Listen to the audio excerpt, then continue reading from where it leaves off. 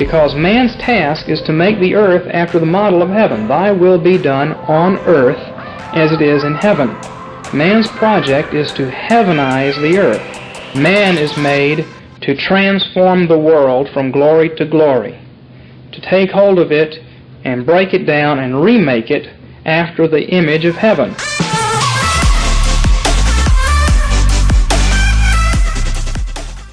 Well, welcome back to the Reformed Reset. My name is Grant. I am not joined with my lovely, the weaker vessel, Erica, my wife, but I am joined with pastor and author C.R. Wiley.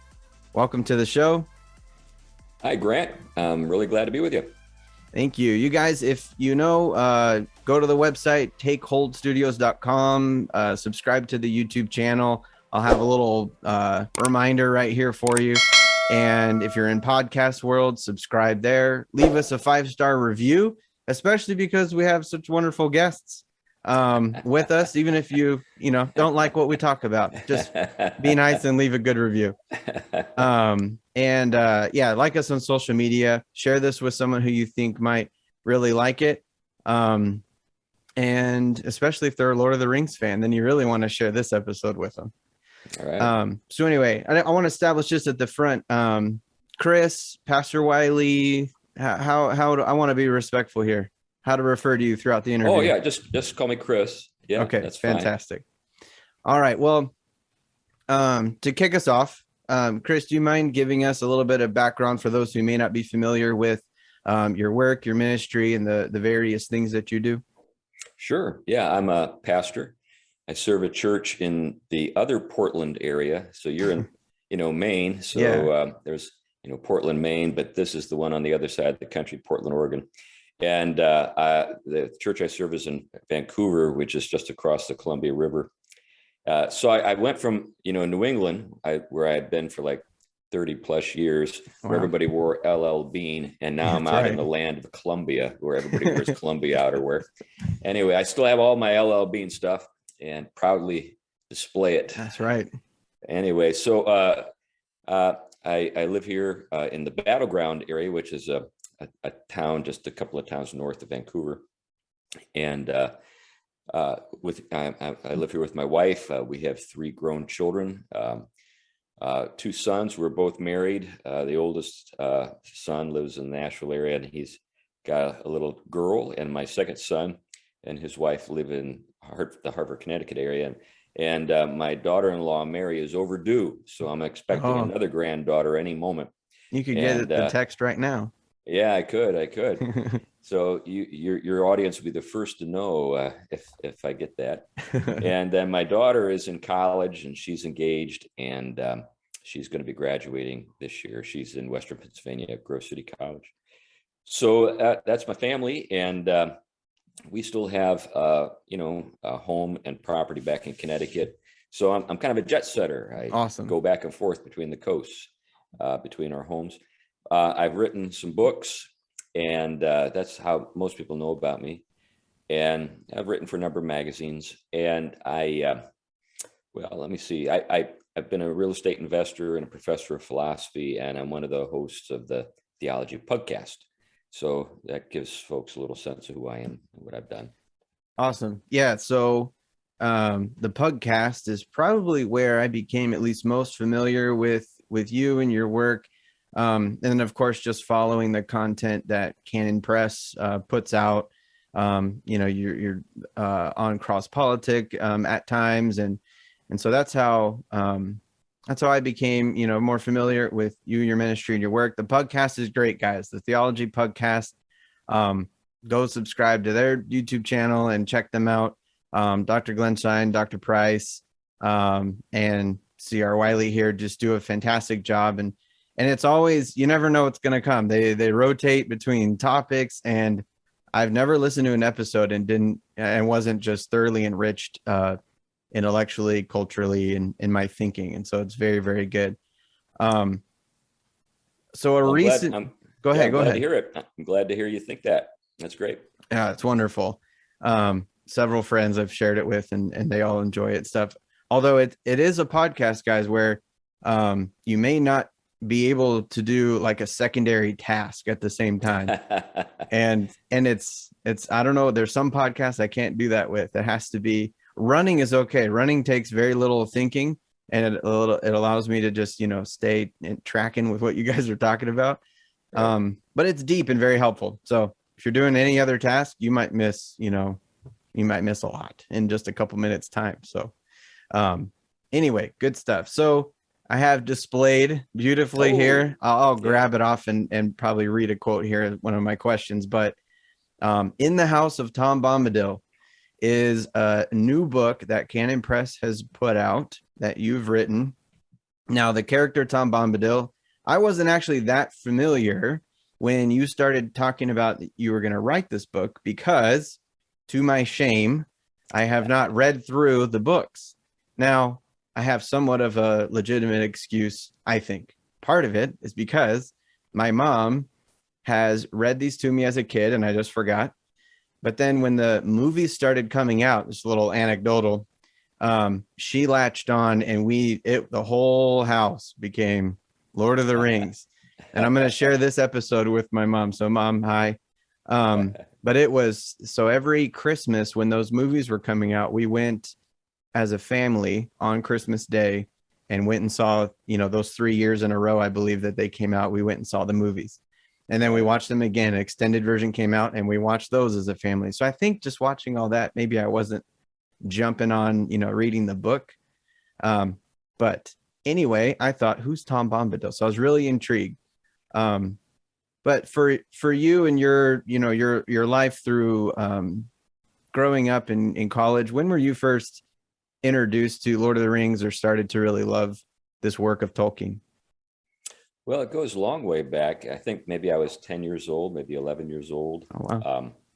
My father was reading Lord of the Rings and Fellowship of the Ring, and he wasn't the sort to read aloud, but for some reason he was inspired to do that one night.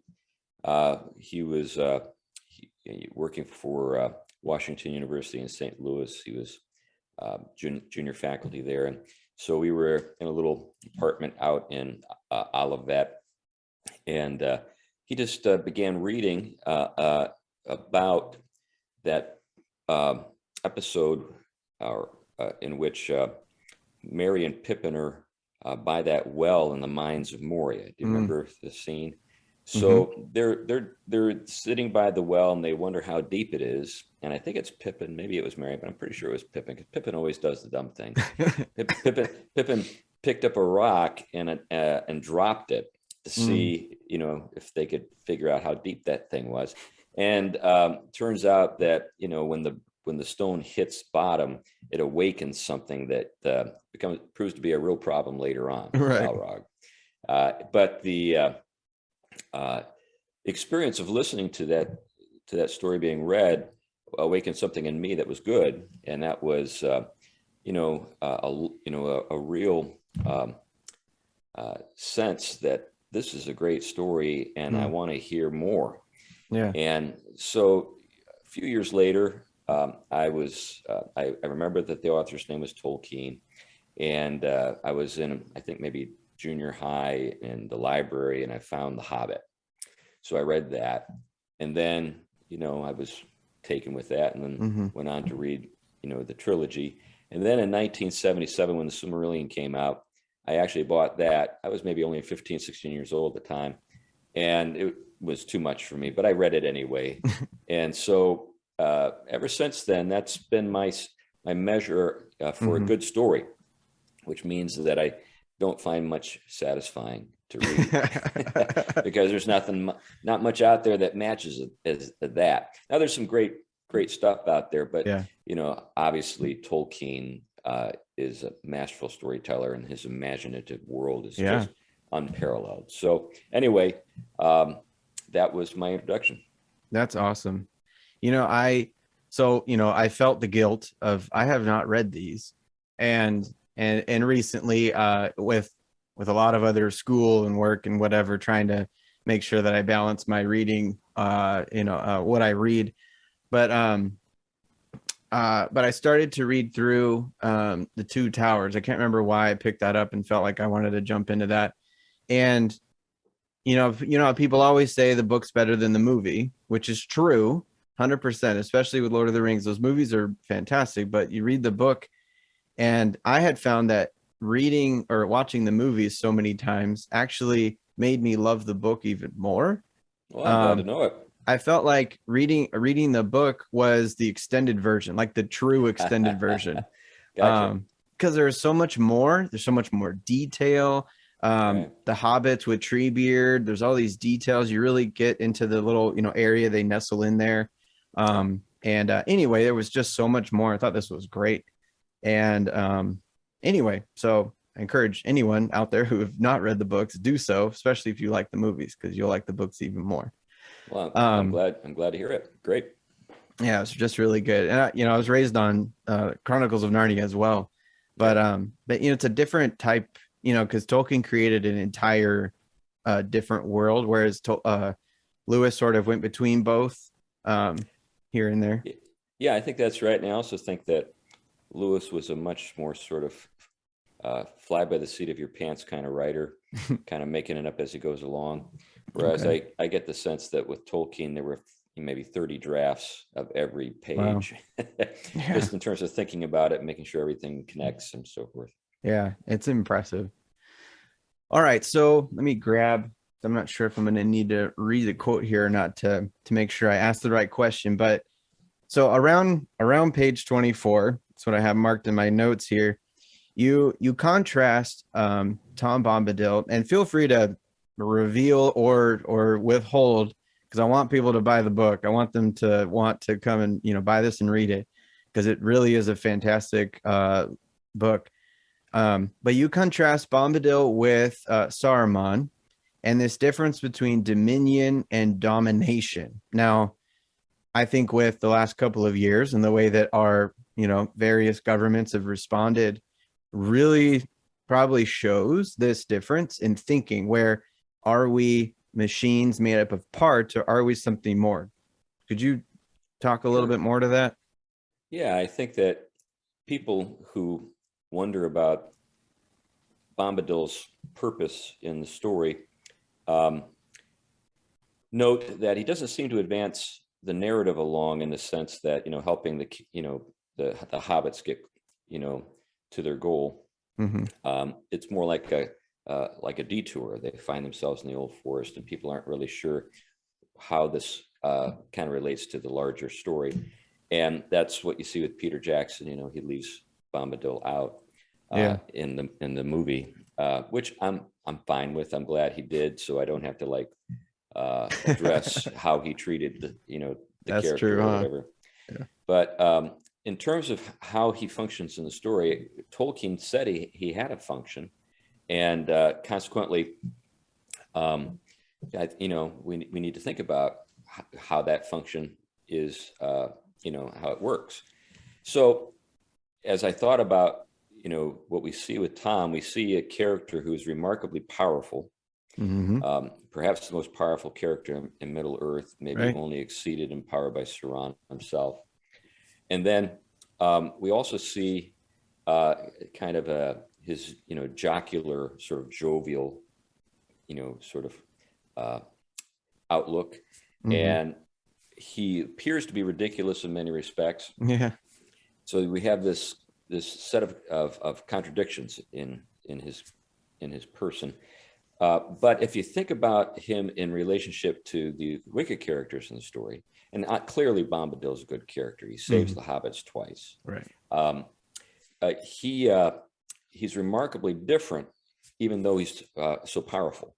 So the power that we see being exercised by Sauron and Saruman is a power which does not acknowledge the personhood, you could say, of other creatures. They just become instruments in the hands of the wicked characters. So they are dominated. They serve purposes that are not their own, and become just tools. And when we see Tom, we see something altogether different. Tom enjoys talking to the hobbits. He seems to have a sense that that they should be regarded and taken into consideration. And he enjoys their company, and they enjoy his company. I can't imagine, Pippin and Merry enjoying the presence of Saruman if they found themselves in his presence. Right. If they ever found themselves in his presence, he would do all sorts of nasty things to them to learn what he wants to know.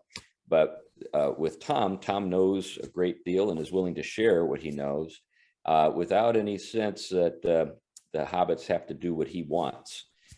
He tries to help them along in their journey, at least insofar as he saves them a couple of times. But I think that's an important distinction.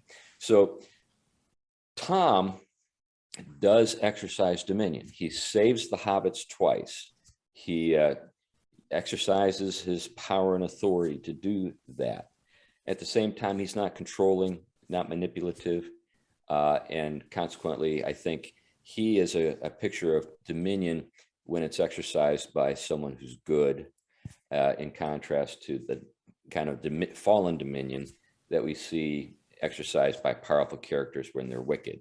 So that's the contrast that I make. Yeah, you and then with the word control and communion, right? You kind of said the dominion of Bombadil is to sort of bring people into communion where they have their specific purpose or giftings or skill set right in there, but it's not, like you said, forcing them to just be, a cog in the machine. Right. It's to bring out that true purpose or that inner, sense of their being, and therefore have communion with the person who may be different than you were, or exercises dominion a little different.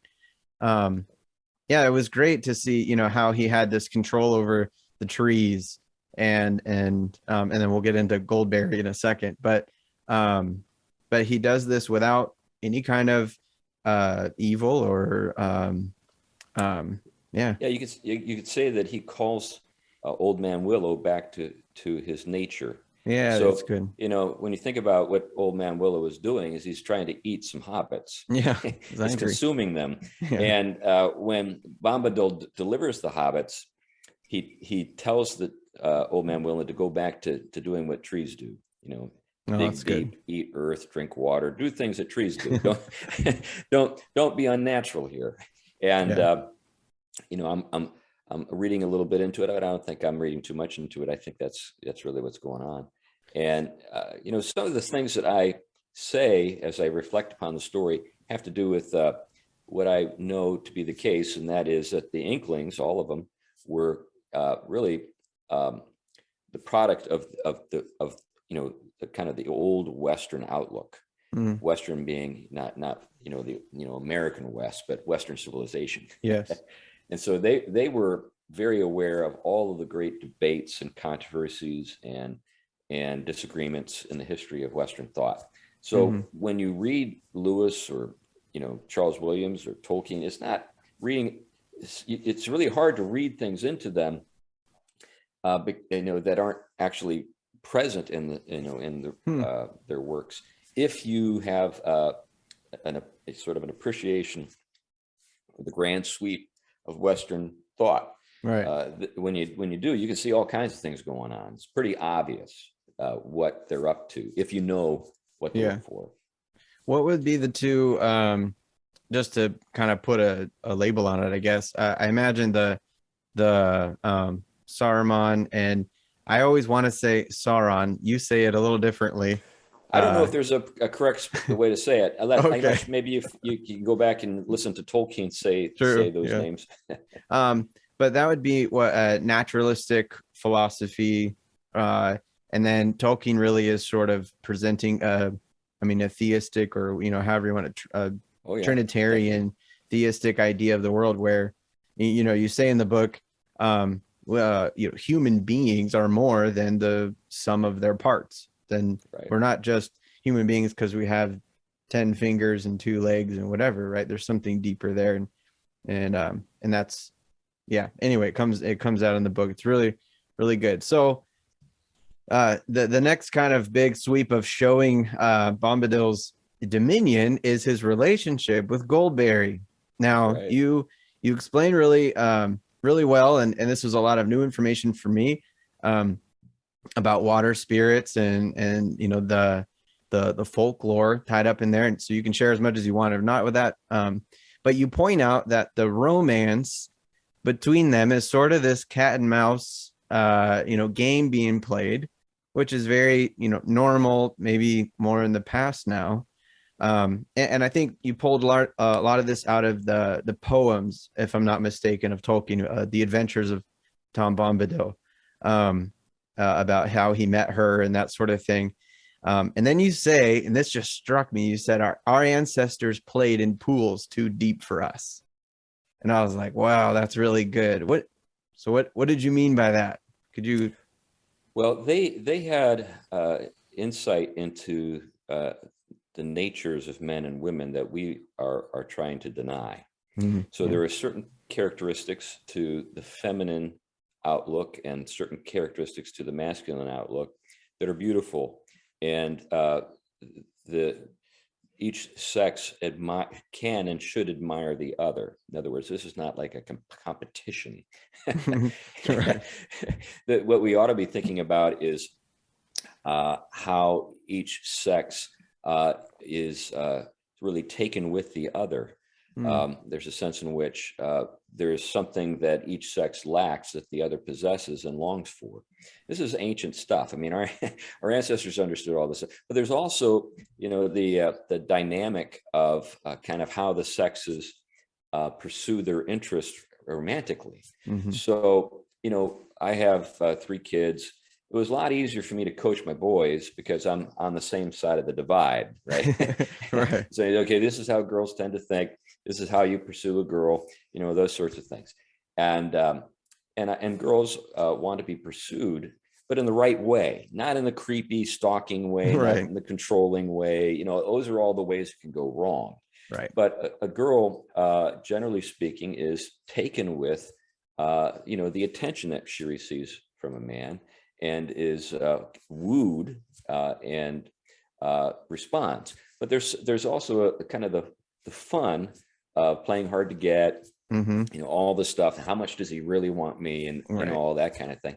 And so from the woman's perspective, traditionally understood, there is a kind of art to kind of relating to, you think about it, an attractive woman has a real challenge on her hands because she's got a lot of attention, but she doesn't want most of it. Yes. She may want it in one sense. It's flattering to be admired, sure, and so forth. But she's, most guys, she's not interested in it at all. Right. So how does a young woman keep those men at arm's length and yet encourage the one that she's interested in? That's the art of the feminine. So the kind of the chase, the pursuit, all of that is in play. And what you see, in the poem, The Adventures of Tom Bombadil, which, by the way, was written and published before The Hobbit was.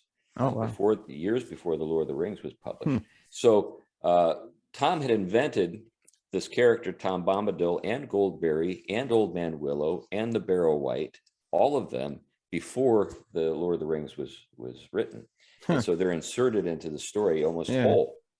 So, but what you do see in The Adventures of Tom Bombadil is their flirtatious sort of interaction. And that's a lot of fun to read.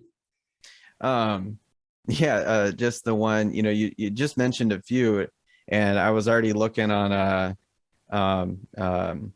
Kindle or somewhere. I'm like, can I get just Adventures? I found one. It's a compilation of a lot of his shorter works, and so I'm probably going to be picking that up.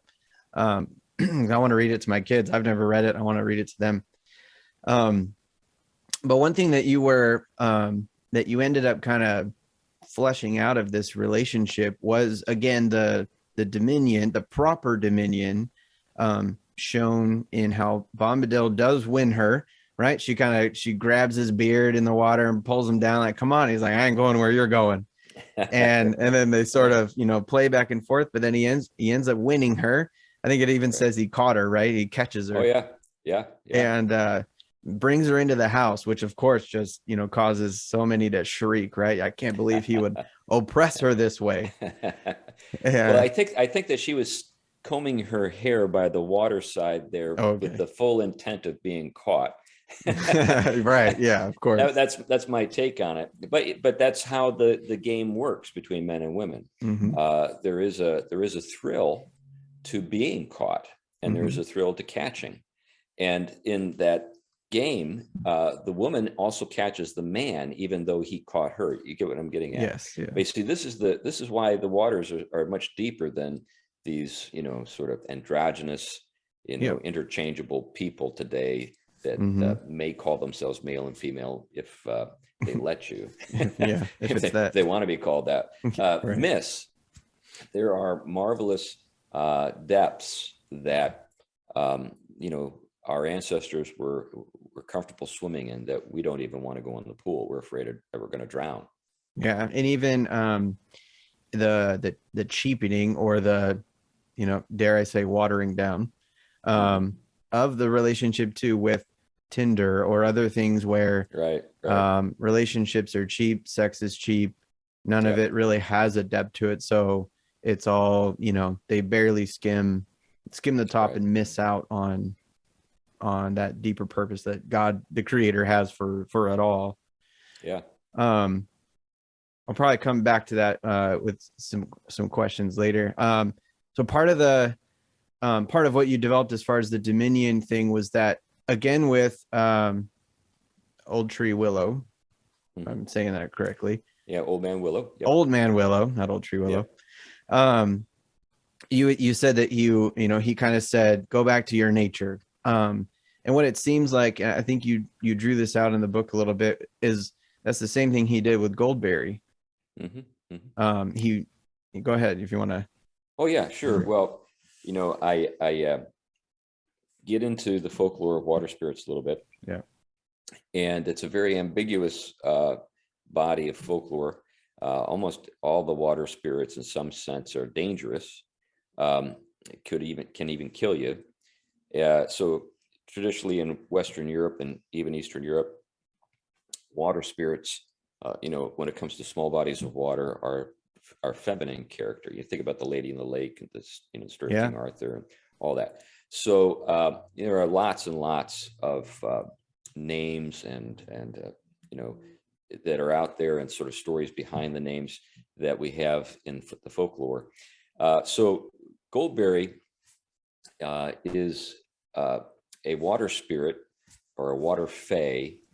This is my reading of, when it comes to her, and certainly Tolkien was an authority on folklore in Europe.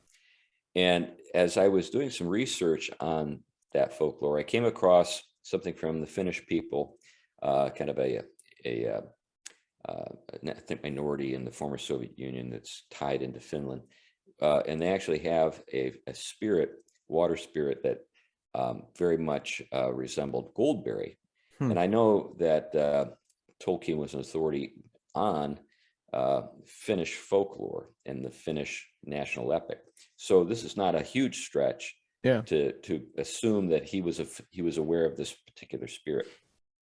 Beautiful woman, long golden hair, sits by the water, combing her hair. She's known as the river devil's daughter. So in the story, we have the river woman's daughter. This is how she's identified. And if you can catch her in the folklore, she had to become your wife.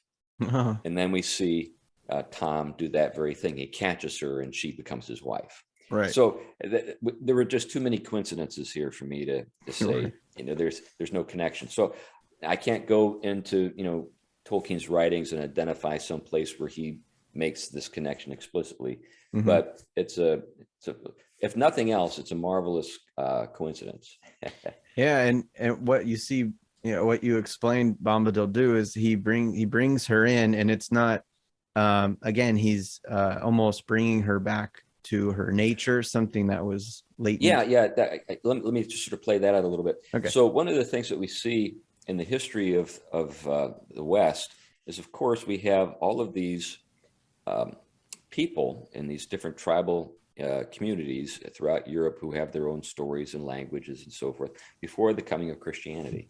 And when Christianity, infiltrates, Europe, there's the question of how does the new faith, new to the people who were there, relate to the old beliefs, the old stories and so forth. And basically, there are just two ways you can proceed. You can either just say, okay, we're going to scrub out everything, wipe it all out and start fresh. Or Right. we can try to draw out of those old stories, those elements in those stories that are good. Yeah. And, you see it, and say, the story Beowulf, Right. very definitely handled by, retold by a Christian author, and so connections that are made.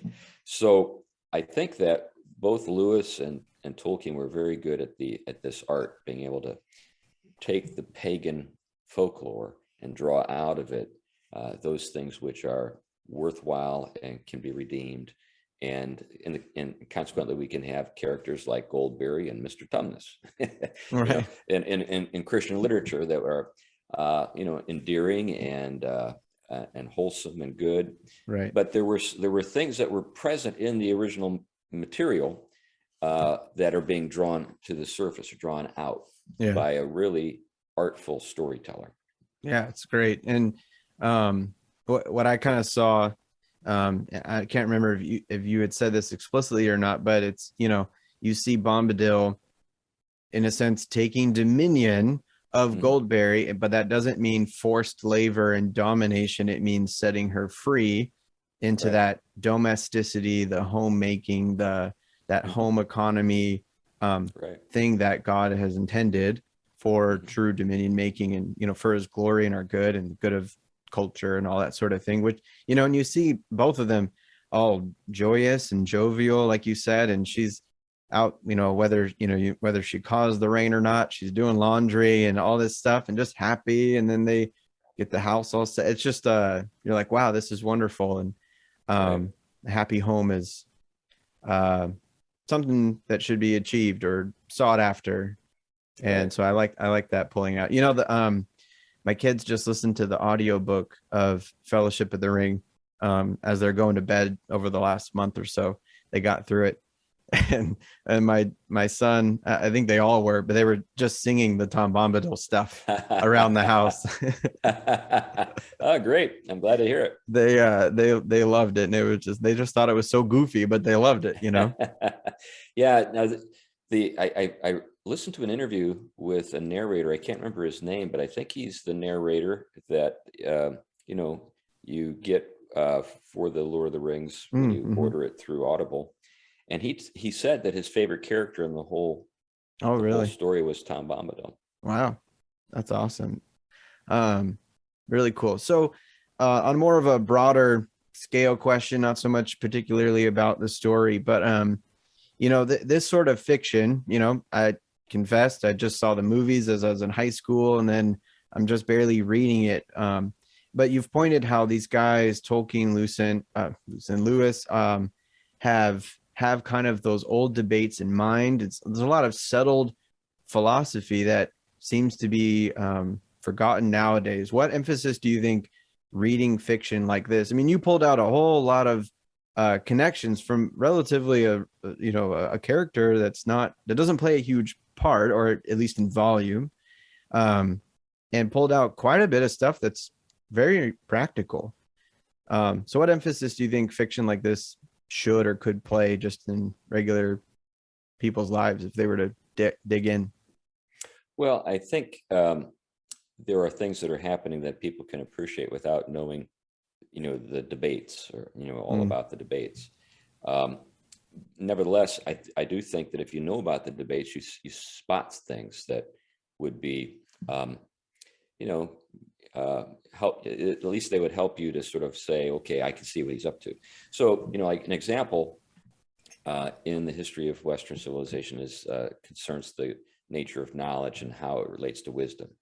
So there's this point in the story where, and this is not during the course of, the time that the hobbits spend with Tom. This is with Saruman and Gandalf, when Saruman captures Gandalf and has him in Orthanc and is holding him prisoner. They have a conversation, and that conversation is very telling. In the conversation, we see Saruman, introduce himself as Saruman of many colors. He had been Saruman the White. And Gandalf, says, I like white better. And Saruman says, well, that's good for a start. And then he identifies three things that you can do with white.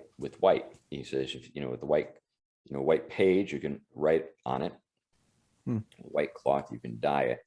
And the white light you can break and, create the spectrum.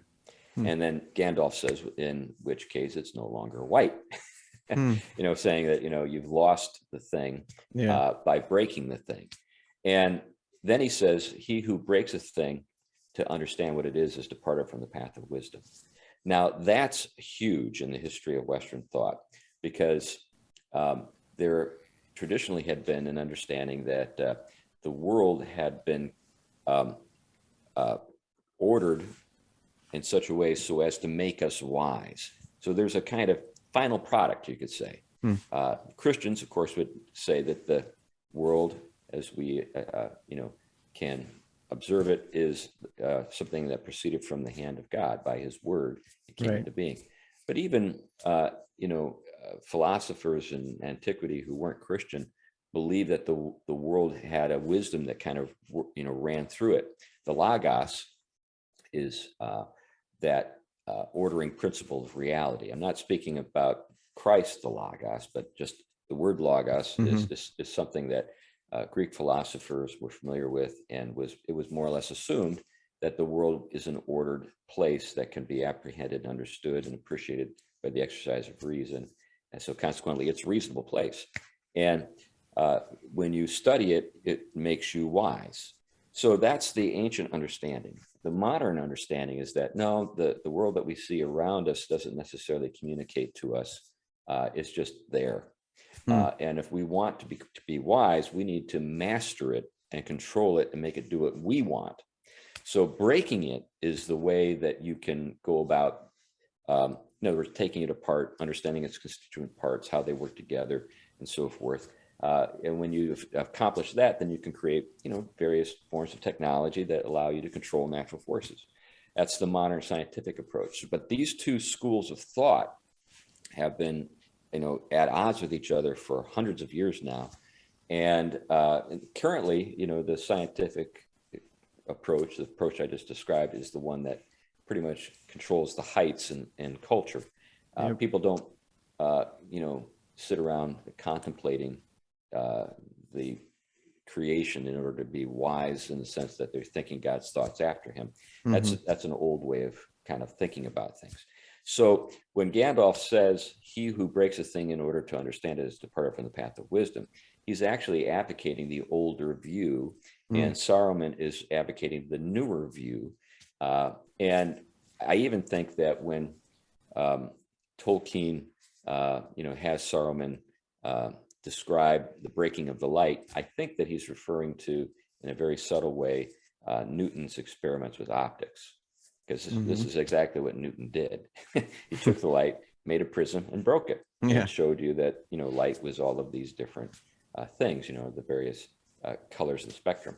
Right. So anyway, there's a lot going on, but you wouldn't have noticed that if you didn't have in the back of your mind all the time. This is the big debate in the history of Western thought. And Tolkien and Lewis and the other Inklings, they definitely took the side of Gandalf, or you could say Gandalf took their side, right, in all of this. Yeah, that's fascinating. So you think reading it, you probably are going to benefit, even if maybe you don't pick up or have a philosophy degree or something like that. The benefit is still gonna be there. Yeah, I think that's really what Lewis and Tolkien were up to. They wanted to capture the imagination of their readers, give them some things to reflect upon. Yeah. And if you've read that story, if you've read that conversation between Gandalf and Saruman, it's stuck in your head, and hopefully you can say, wow, if I take Gandalf's approach to things seriously, there's a way to be wise without having to break things in order to dominate them and control them. So, knowledge is power. Francis Bacon, one of the first early advocates of experimental science, that statement is attributed to him. And so, but that's kind of the way people have thought. Knowledge is power. In other words, being able to understand the way the world works, it gives you some kind of power to make it do what you want. And throughout Lord of the Rings, by the way, that's something that's said about both Sauron and Saruman repeatedly. Awesome. Well, it makes me want to make sure that I read the actual books all the more. Right. That's great. Thank you so much for, just kind of explaining a lot of that out. I don't want to take up tons of your time, but I do have a question that is not relevant, maybe a little relevant to maybe the Green Dragon or something. So you're a native of New England here, and I'm up here in Maine now. So on the Theology Pugcast, if those watching or listening don't know, the show really started you guys getting together at a local pub, and I noticed that you are a fan of IPAs, and I am as well. So New England has a fantastic, microbrew. You don't really know until you come to an area and you go, wow, go to the stores and you realize the ratio, of, things you can find anywhere and then things you've never seen. Right. And New England's great. So I'm looking for some recommendations because I love trying new stuff. So do you have anything for me? Yeah, I've got a couple of IPAs out of Vermont. Vermont's a pretty cool place for those for beer. One is brewed by The Alchemist, and it's called Heady Topper. Now, Heady Topper is very difficult to find, even in New England. You have to pretty much be in Vermont on a Thursday if you're going to get it. And because the guy who owns The Alchemist is some old hippie that just doesn't believe in capitalism and refuses to make it easy to get his beer. But I can appreciate that a little bit. but it's rated like #1 in the world on ratebeer.com. And I've had it a few times. Nice. You can only find it in Vermont? Pretty much. I found it once in Connecticut. Okay. I went to a liquor store, and I was in there in the beer section. I went back into the refrigerator, and I'm just poking around. You know how they got the walk in there, and there it is, 4 cans of Heady Topper. And I was like, man, my goodness, I've hit the jackpot. That's right. And I went out gold. I went out and I talked to the owner, and he said, yeah, I only get 1 case a year. Dang. That's the very last of the Heady Topper. Wow. I think I've seen this label somewhere. Maybe people post about it, but it's just, is it the head and all the stuff on it? Out of it, yeah. Okay. I think I've seen maybe it's easier to get in your part of Maine. I'm going to try. Yeah. And then another Vermont IPA, which is really good, is Sip of Sunshine. Okay. And I'm trying to remember who, Lawson's Finest Liquids. That's the brewer. Okay. Lawson's Finest Liquids, Sip of Sunshine, which is, almost as good as Heady Topper. It's really good. And it's a lot easier to find. Nice. Well, hopefully I can. Do you have any more? Or those two off the top of your head? Yeah, those are two that stand out to me. I mean, I like the stuff that Otter Creek brews. That's another Vermont brewery. Mm-hmm. They have a rye IPA that I've liked in the past. I can't remember the name of it. But generally speaking, they've got, they're all old hippies and, all those Vermont guys. And the guy that's the brewer at Otter Creek is really good. I don't know him personally, but I've not had any disappointments when it comes to Otter Creek. Nice. All right. Well, I got that down too, and I will have to check it out. That'd be sweet if I could find it around here. But we like, as a family, we like traveling around visiting, especially the East Coast has got so much history, which is so great. Are you originally from another part of the country? I grew up in California. Oh wow, I mean that's about as far away as you can get. Oh yeah. So but I was in the military for 10 years, and that brought us to North Carolina, and I think I had come out to at least Pennsylvania before, like when I was 18, 19, and went to Lancaster actually, which we just visited again recently. And it's a beautiful area. Yeah, just gorgeous. The brick. I mean, you don't find that in California. Brick buildings, the year stamp on buildings where it's like 1820. There's none of that in California. It's all last 20 years, So right. But something in me at that, I remember distinctly thinking, wow, history, like this is really cool. And it's American history. So it was really cool.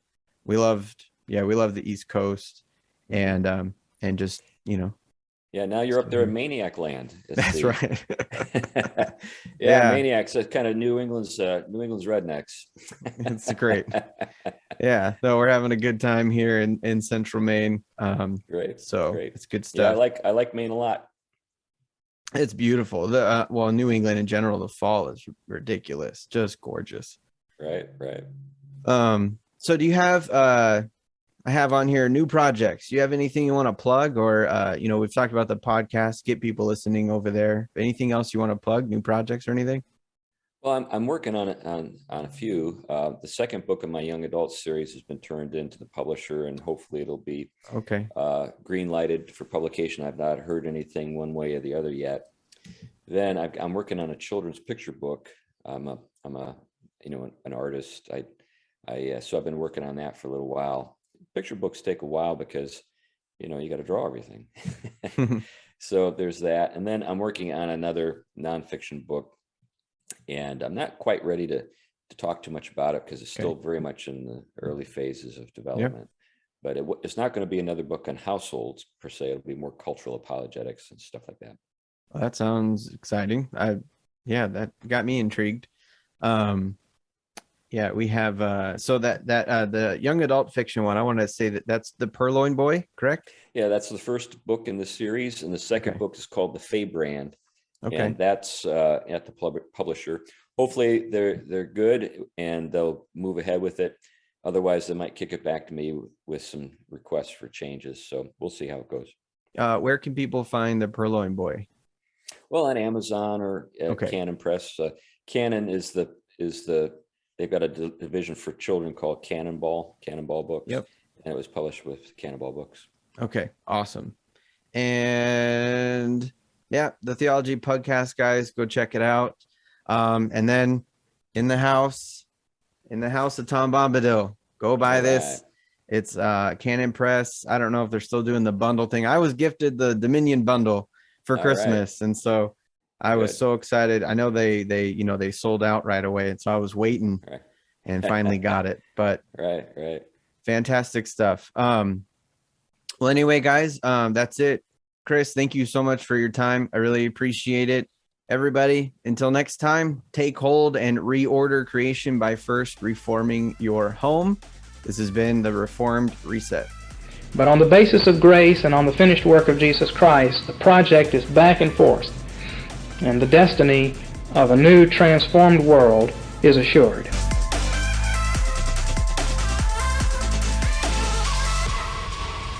Just put the sourdough in the oven too, so I've got like 40 minutes.